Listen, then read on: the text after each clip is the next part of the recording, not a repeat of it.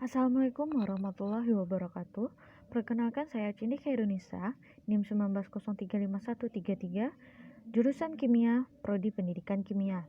Di sini saya akan mencoba menjelaskan mengenai pemahaman konsep kewirausahaan pertemuan 1 sampai dengan pertemuan 7. Pengantar kewirausahaan. Definisi kewirausahaan. Wira berarti berani, usaha berarti daya upaya. Jadi kewirausahaan adalah hal-hal yang berhubungan dengan keberanian seseorang dalam menjalankan kegiatan bisnisnya. Definisi wirausahawan, yaitu orang mempunyai kemampuan melihat dan menilai kesempatan bisnis, mengumpulkan sumber daya yang dibutuhkan, guna mengambil keuntungan dan tindakan yang cepat dalam memastikan kesuksesan.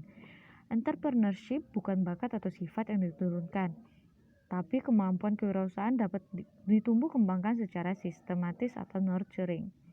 Tujuan kewirausahaan. Pertama, meningkatkan jumlah wirausaha yang berkualitas, menyadarkan masyarakat untuk memberikan kesadaran berwirausaha yang tangguh dan kuat terhadap masyarakat, menghasilkan kemajuan dan kesejahteraan masyarakat, membudayakan semangat, sikap, perilaku, dan kemampuan kewirausahaan di kalangan masyarakat. Karakteristik kewirausahaan. Pertama, tidak semata-mata didorong oleh motif ekonomi, tapi terutama didorong oleh motif untuk berprestasi. Yang kedua, motivasi seseorang dapat bersifat individual atau Maslow, atau sosial, atau Alfred Adler. Sasaran kewirausahaan, instansi pemerintah, BUMN, organisasi profesi, dan kelompok masyarakat, pelaku ekonomi, pengusaha kecil, dan koperasi, generasi muda, anak-anak putus sekolah, dan calon wirausahawan. Manfaat kewirausahaan. Pertama, menambah daya tampung tenaga kerja sebagai generator pembangunan lingkungan, pribadi, distribusi dan pemeliharaan lingkungan dan kesejahteraan. Memberi contoh bagaimana bekerja keras, tekun dan memiliki pribadi unggul yang patut diteladani. Yang keempat, mendidik karyawan jadi orang mandiri, disiplin, tekun, jujur dalam menghadapi pekerjaan. Yang kelima, mendidik masyarakat hidup efisien dan sederhana. Kelemahan, tanggung jawab sangat besar dan berat di dalam menghadapi permasalahan bisnis, bekerja keras dan waktunya sangat panjang, memperoleh pendapatan yang tidak pasti dan memiliki risiko yang sangat besar.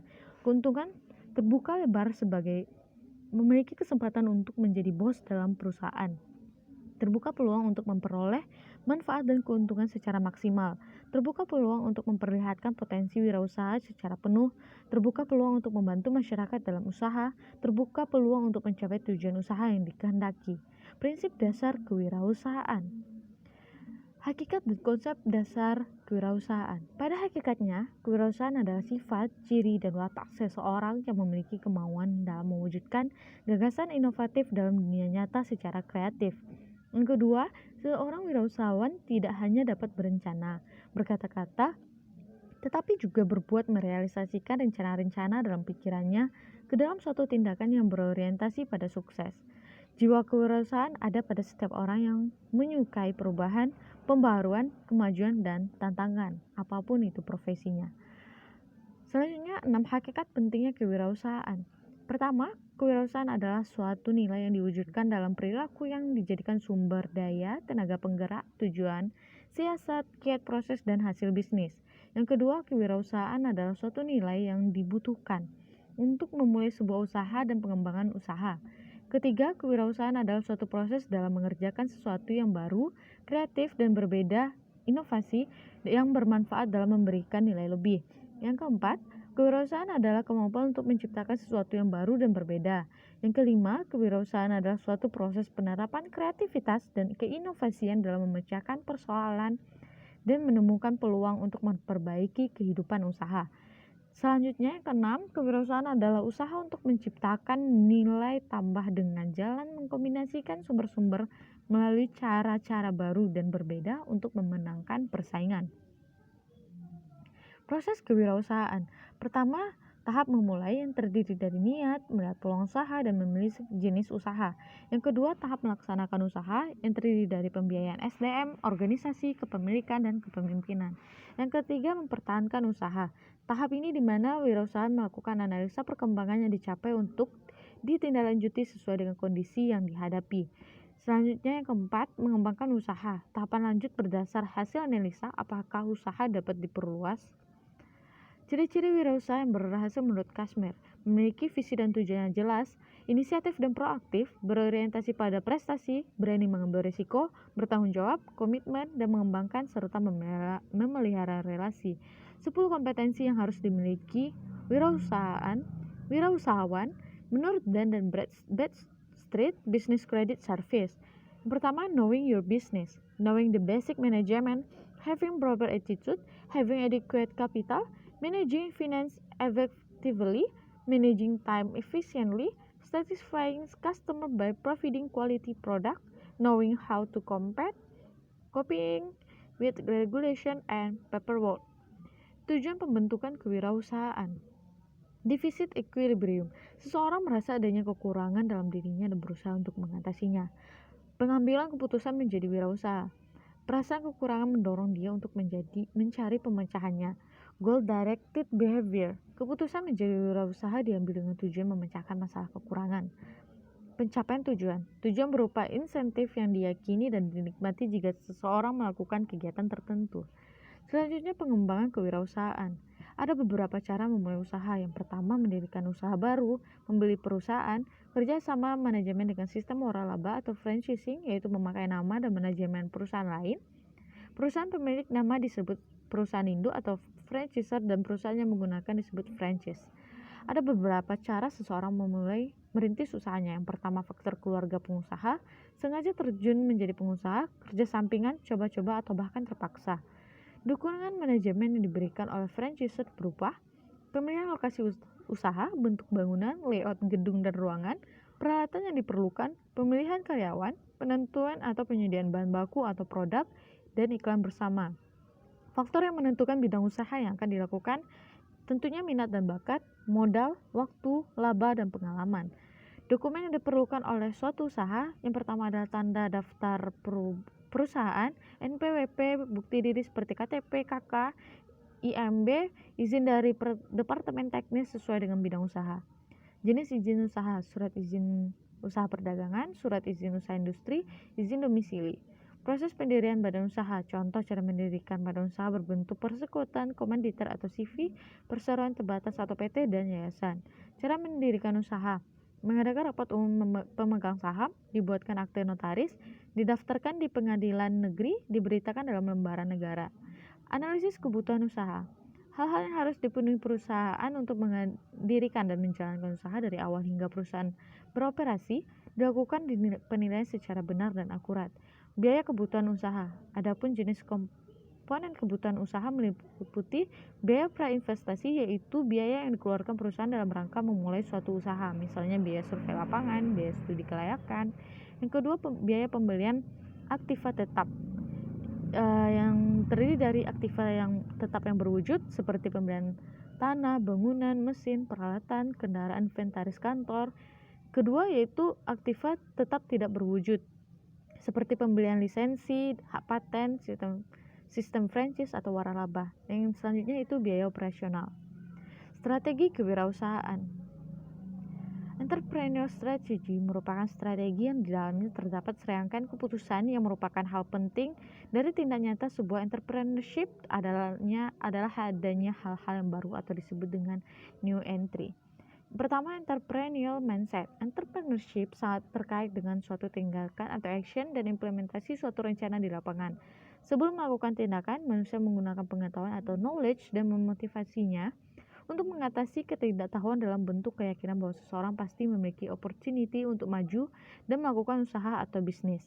Yang kedua, managing research strategically. Research merupakan semua yang dapat dikategorikan sebagai strength or weakness dari perusahaan, seperti brand names, in-house knowledge or technology, employment of skilled personnel, kontrak dagang, prosedur efisiensi modal, dan seterusnya. Strategi pengelolaan usaha. Pertama, manajemen usaha bisnis adalah beraksi. Yang kedua, manajemen usaha langkah sukses. Yang ketiga, manajemen usaha langkah aksi. Dan yang terakhir, manajemen usaha untuk administrasi. Selanjutnya, strategi pemasaran bagi usaha baru. Pertama, penetrasi pasar dengan perbesar volume penjualan periklanan. Kedua, pengembangan pasar, peningkatan penjualan dengan pengenalan produk pada pasar baru. Yang ketiga, pengembangan produk, modifikasi produk yang sudah ada untuk meningkatkan penjualan. Dan yang keempat, segmentasi pasar, pemasaran produk berdasarkan segmennya. Strategi kewirausahaan meliputi beberapa keputusan strategis. Yang pertama, perubahan produk, barang, dan jasa.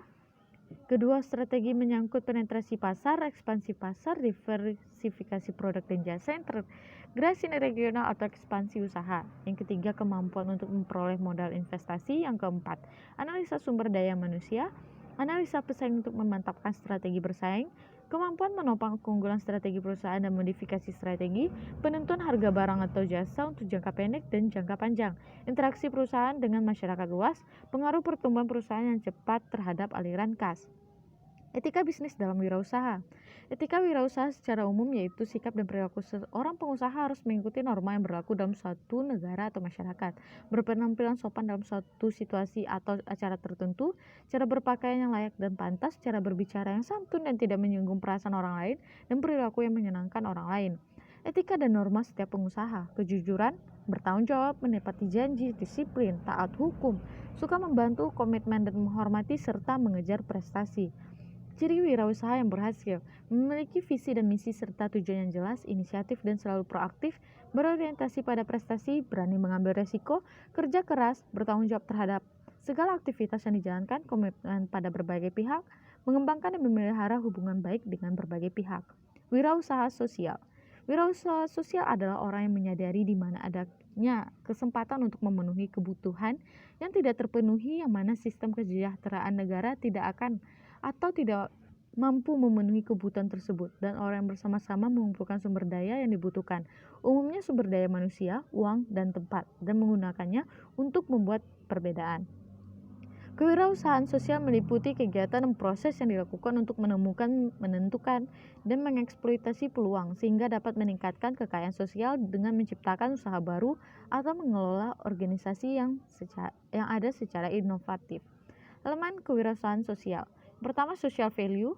Nilai sosial ini menekankan bahwa kewirausahaan sosial memiliki peran dalam menciptakan kebermanfaatan sosial. Civil society. Kewirausahaan sosial membutuhkan peran masyarakat sipil secara luas dalam mengoptimalkan modal sosial yang ada. Innovation, di mana inovasi ini dapat berupa inovasi pada model bisnis, inovasi pada proses produksi, inovasi pada pemasaran. Yang terakhir, economic activity. Kewirausahaan sosial harus mampu membangun keseimbangan antara aktivitas sosial dan aktivitas bisnis.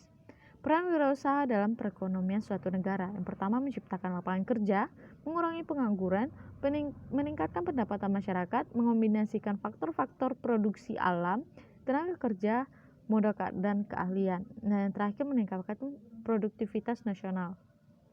Cara kreativitas mempercepat perkembangan kewirausahaan sosial.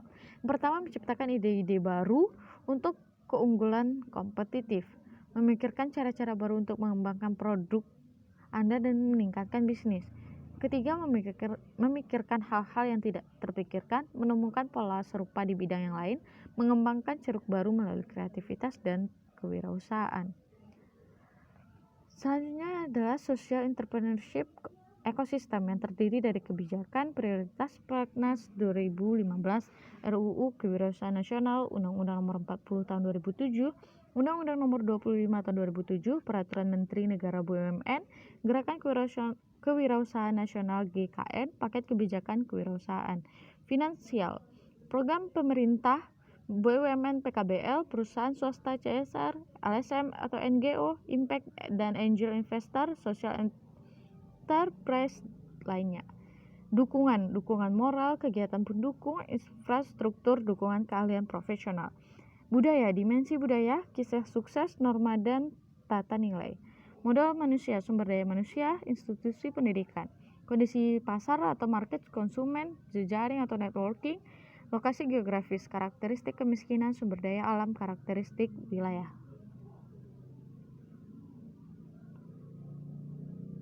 Jenis dan sumber dana social entrepreneurship. Yang pertama yaitu dari dana semi komersial, iuran anggota, penanaman modal, non-dividen, dan social investment, pinjaman lunak. Selanjutnya dana komersial, pegadaian, pinjaman non-perbankan, pendapatan bisnis, pinjaman perbankan, dan penawaran modal dengan target finansial return. Selanjutnya dana sosial, hibah, kerjasama program CRS perusahaan, kerjasama program CRS perusahaan. Kebijakan ekonomi di era industri 4.0. Revolusi Industri 4.0 sebagai tantangan baru bagi industri. Selain tantangan ekonomi, saat ini juga terdapat tantangan industri 4.0 yang menuntut transformasi ekonomi secara komprehensif. Sebagai langkah pertama penting memanfaatkan dan mengoptimalkan momentum revolusi industri 4.0 untuk menarik industri yang masih menggunakan teknologi 1.0, 2.0, and 3.0 agar lebih koefisien dan produktif. Revolusi industri 1.0 seperti industri tekstil, alat tenun, pertanian, mesin bajak. Revolusi industri 2.0 seperti industri mamin atau mie instan, percetakan, koran. Revolusi industri 3.0 seperti komputerisasi, industri elektronik, dan otomotif. Revolusi industri 4.0 seperti otomatisasi, vintage atau crowdfunding, P2P lending, dan consumer digital atau Gojek. Transformasi ekonomi kunci dari kemajuan bidang ekonomi. Strategi kebijakan pembangunan pada masa Presiden Jokowi, transformasi struktural ekonomi diarahkan pada supply side yang sejalan dengan demand side. Jika supply side dan demand side seimbang, maka kemajuan ekonomi akan terwujud dalam transformasi ekonomi. Supply side terdiri dari reforma agraria, pembangunan infrastruktur, peningkatan SDM, dan bantuan sosial. Demand side terdiri dari menjaga daya beli, meningkatkan investasi, meningkatkan ekspor. Transformasi kebijakan ekonomi difokuskan untuk merubah ekonomi berbasis sumber daya alam ke ekonomi berbasis nilai tambah berbasis industri, manufaktur, dan jasa. Tantangan atau peluangnya, globalisasi seperti integrasi ekonomi ke pasar global, perkembangan teknologi khususnya digital, bonus demografi. Kebijakannya, pembangunan infrastruktur, intensif fiskal, kebijakan perdagangan, perbaikan iklim usaha, dan bantuan sosial, serta pengembangan SDM. Peningkatan kualitas SDM melalui vokasi. Strategi perbaikan pendidikan dan pelatihan vokasi. Yang pertama, mereformasi lembaga pendidikan dan pelatihan vokasi, mengembangkan berbagai standar kompetensi, membakukan model kerjasama sarana dan prasarana dengan industri, membakukan mekanisme pemagangan, dan yang kelima, meningkatkan pendanaan dan koordinasi. Selanjutnya 5 sektor utama telah dipilih sebagai sektor fokus Making Indonesia 4.0. Yang pertama, makanan dan minuman. Kedua, tekstil dan busana. Ketiga, otomotif. Keempat, kimia. Dan yang kelima adalah elektronik. Perbaikan iklim usaha. Sistem OES launching pada tanggal 9 Juli 2018. Validasi data identitas pelaku usaha dalam tahap awal dilakukan melalui konfirmasi ke sistem Dijen AHU, Dijen Dukcapil, dan Dijen Pajak.